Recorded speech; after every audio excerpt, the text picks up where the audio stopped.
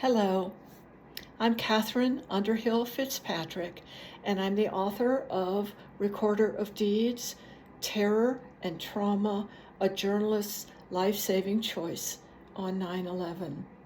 I am honored to have had the Colorado Authors League recognize my memoir this year, and I would like to read a couple of excerpts from it for you today. In September of 2001, I was a fashion writer at a Wisconsin newspaper when I was on assignment in New York City to cover glamorous New York Fashion Week runway shows. In an instant, though, my glamorous assignment changed and I became a war correspondent.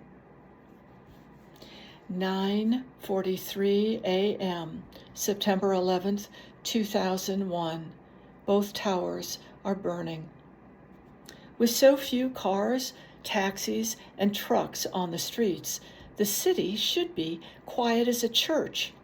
I should be able to hear air conditioners droning in the windows of pre-war apartments. I should be able to hear cats meowing on Greenwich Village stoops. I should be able to hear bodega clerks humming as they stack pears and autumn apples in bins out front. The avenues should be quiet as country lanes. They are not. A cacophony of chaos and fear is rewriting the symphonic score of New York. The air is charged with the pulsing sounds of crisis.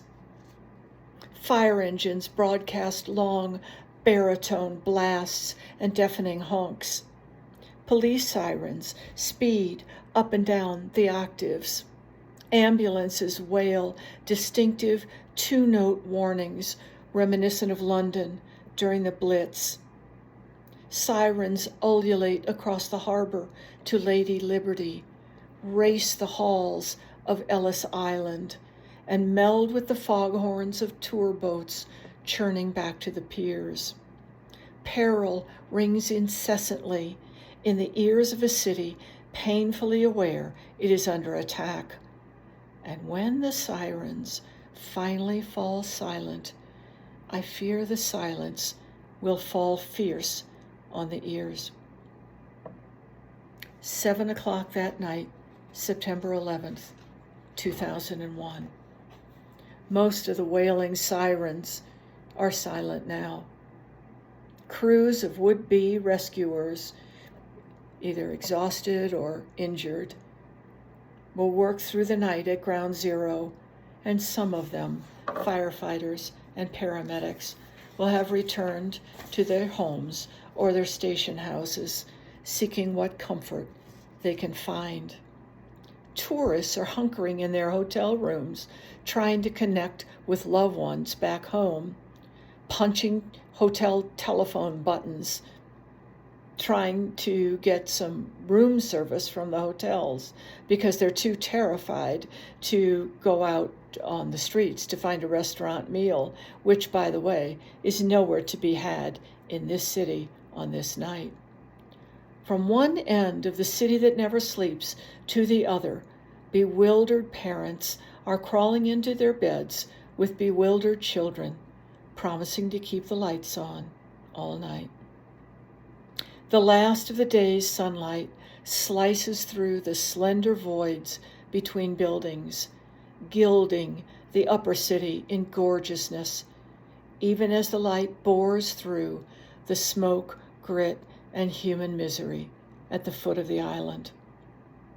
I'm in Times Square now, where this eternal day began, beyond exhausted and somewhat dazed to see the flashing, flickering, happy billboards, until I remember they're probably all controlled by automatic timers.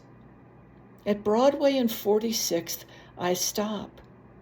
It should be impossible to stand in the middle of Broadway, minute after minute, without a single vehicle, car, taxi, bus, whatever, swerving around me, or its horn honking.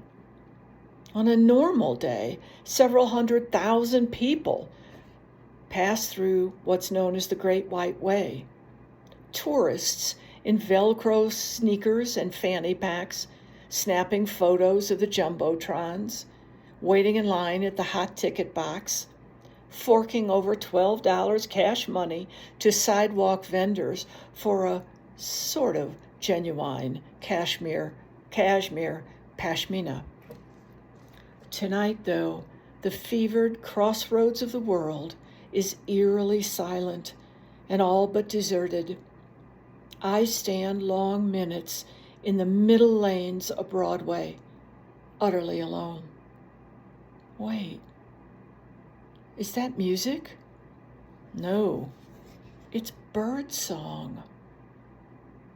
The gigantic kinetic kaleidoscope that is Times Square is so quiet that I hear birds singing their hearts out. I write a few phrases in my notebook for later. A choir of birds, dulcet elegies, a city in lament. Back at the hotel, I finish my evening update and phone it to the newspaper back in Wisconsin. Midnight, September 11th, 2001.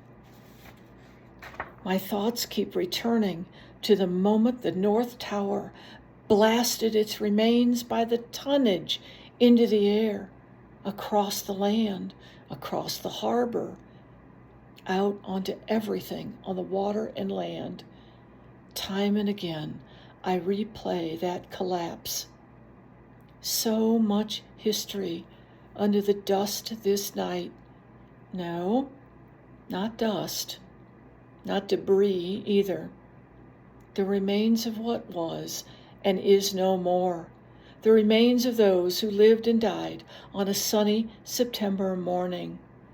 I stand at the window in my hotel room and gaze out, mesmerized. The Paramount Hotel is miles from the seething rubble at Ground Zero, and yet beyond the window, flecks of grit swirl on currents of night air like dry snowflakes. I watch unblinking and record in my heart this moment as the remains of the day rise and fall and rise again. Remember, I tell myself, remember every bit and piece of September 11th, 2001, when the world tilted off true, when time stretched like clocks in a Dali painting, when minutes lingered like silent regret, and hours sped like fires in the sky. From morning coffee and a sidewalk stroll to midnight melancholy at a hotel window, remember it all. Finally, I look up to a wedge of night sky, above a burnt and blistered city, a city in mourning at the edge of a nation bereaved. Stars spatter the heavens.